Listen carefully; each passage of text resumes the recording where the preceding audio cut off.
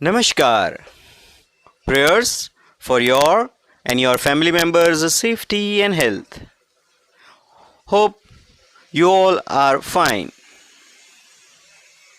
This is the second video lesson related to poem number 1 of our English book Beehive, Standard 9th.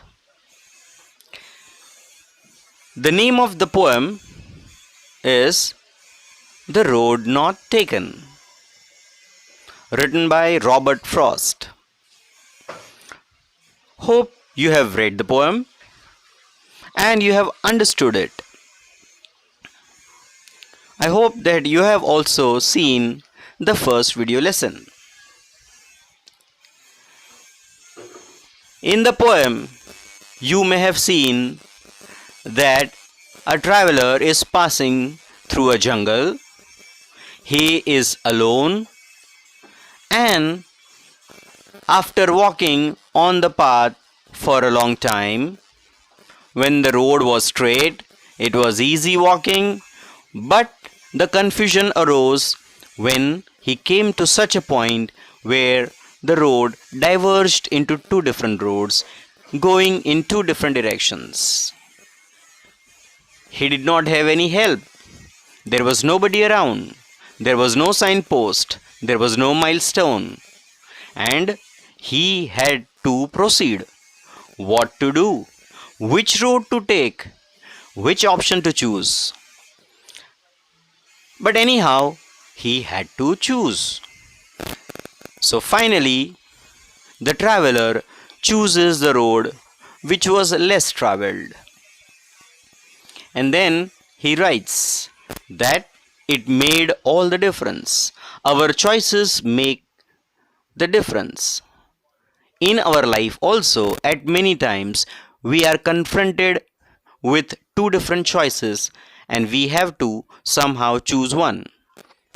In this video lesson, we are going to look at this poem once again from a different angle. Today, we are going to try to understand the various poetic devices used here, and also we will try to find out what is the rhyming scheme of the poem. Let us start understanding these two concepts. What are literary devices? Literary devices are such devices which are used by the poet in a creative way to make the poem more attractive, to give creativity to the expression of the poet. How is it done? Well, the literary devices are used, and these literary devices are known as figures of speech. These are the ornaments of a language. The ornaments are used to beautify the language. What are the various types of figures of speech? Well, the basic ones you already know. For example, simile, metaphor, alliteration, personification.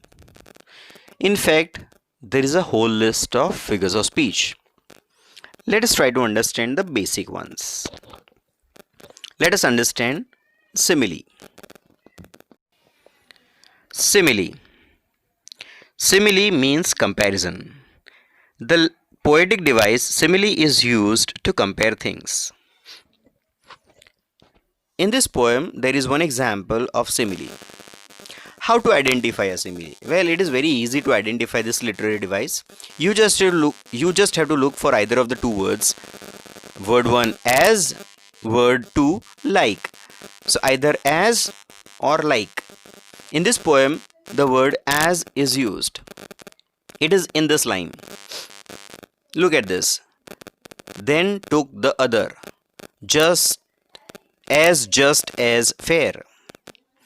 So this is written to show how the poet has linked the road which is less taken to the easy way through life.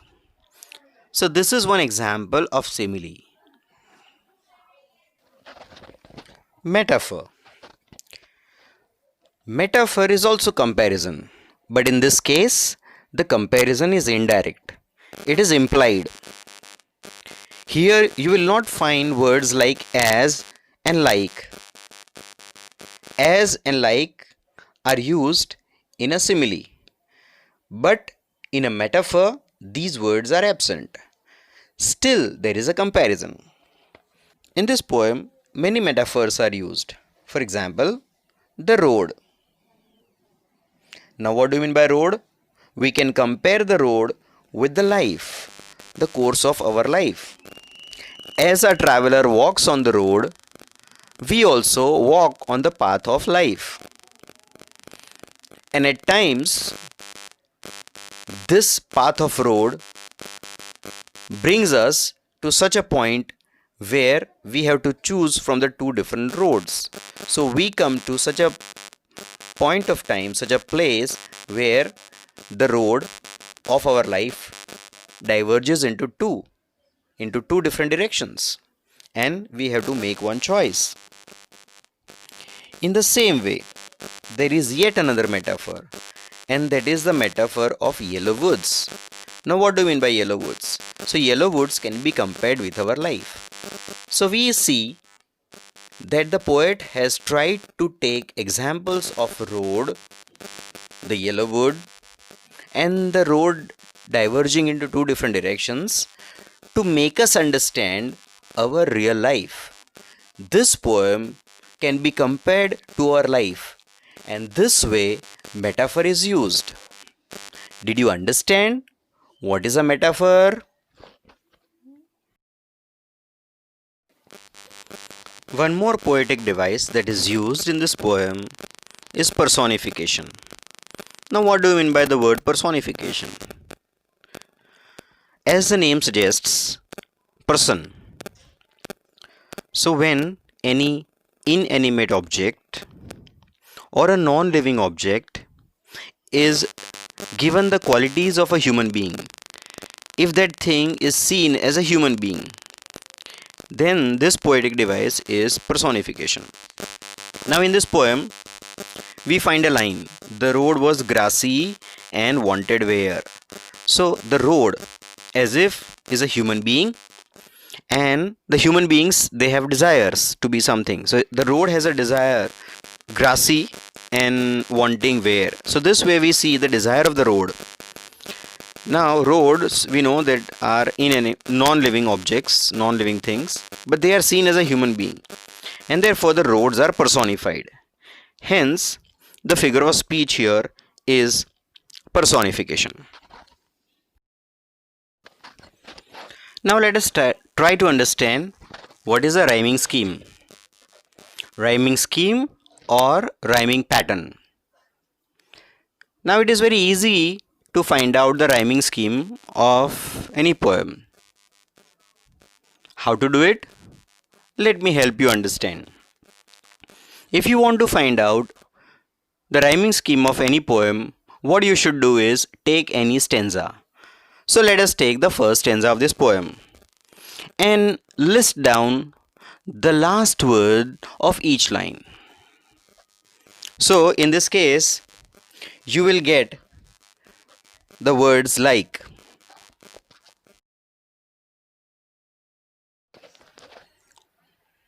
would, both, stood, could, undergrowth.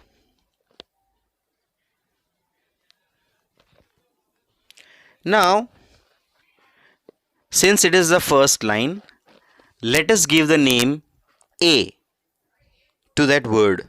So, would gets A. Now go to the second word. The second word is both. Now you ask yourself, would and both, are they rhyming with each other? Would, both. No, they are not rhyming. So let us give both the name B. Let us go to the third word. The third word is stood. Now, ask yourself, is this word stood rhyming with any of the earlier words? Would, stood, both, stood. What do you think? Is it rhyming with any of these words? Yes. Stood is rhyming with would. So would, stood, they both are rhyming. So we gave the name A to stood. So would is A, both is B, stood is A once again. Now let us go to the fourth line. The last word is could. Now you ask yourself, with which word is could rhyming? Is it rhyming with would and stood, or is it rhyming with both, or is it not rhyming at all? Let us see. Would, stood, could. Oh yes, it is rhyming. So let us give the name A to could. Now let us see the last line and the last word of that line. It is undergrowth. Is it rhyming with any of the earlier words? Undergrowth.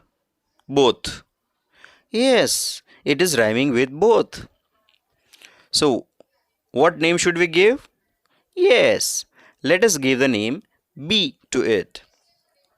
Now let us see how the letters are arranged. A, B, A, A, B. So that is the rhyming scheme of the first stanza. A, B, A, A, B. Did you understand this? Now you try out to find out the rhyming scheme of the second stanza and other stanzas.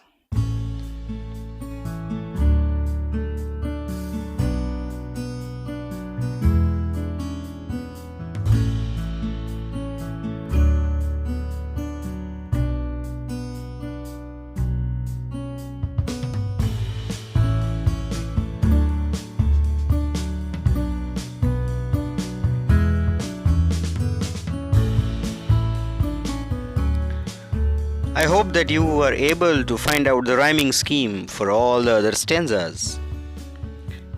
Meet you in the next lesson. Till then, bye.